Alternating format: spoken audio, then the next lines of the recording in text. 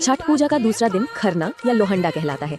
ये दिन व्रती के संयम, तप और भक्ति का प्रतीक माना जाता है। पहले दिन नहाए खाए की पवित्र शुरुआत के बाद इस दिन व्रती पूरा दिन निर्जला उपवास रखते हैं, यानी एक बूंद पानी तक नहीं पीते। दिन भर वे घर को साफ सुथरा रखते हैं, मन को शांत करते हैं और शाम के समय सूर्यास्त की प्रतीक्षा करते हैं।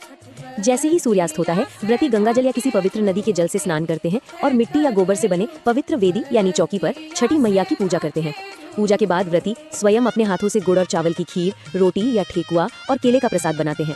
ये प्रसाद कांसे या मिट्टी के बर्तनों में गंगा जल से तैयार किया जाता है ताकि उसमें पूर्ण पवित्रता बनी रहे। पूजा पूर्ण होने के बाद व्रती ये प्रसाद ग्रहण करते हैं। इसे खरना का प्रसाद कहा जाता है। परिवार के सदस्य भी इस प्रसाद को श्रद्धा से खाते हैं। कहा जाता है कि खरना का प्रसाद मन की शुद्धता और आत्म संयम का प्रतीक होता है। इस दिन का व्रत व्रती को भीतर से मजबूत बनाता है और उनमें भक्ति, संतुलन और आध्यात्मिक शक्ति भर देता है। रात के समय गांव या मोहल्ले में हर घर से अगरबत्ती, दीपक और खीर की मीठी सुगंध उठती है। बच्चों की हंसी, पूजा की तैयारी और छठी मैया के जयकारे से पूरा वातावरण भक्तिमय हो जाता है। लोक मान्यता है कि जिस घर में खरना की थाली सजती है, वहाँ सुख, समृद्धि और शांति का वास होता है।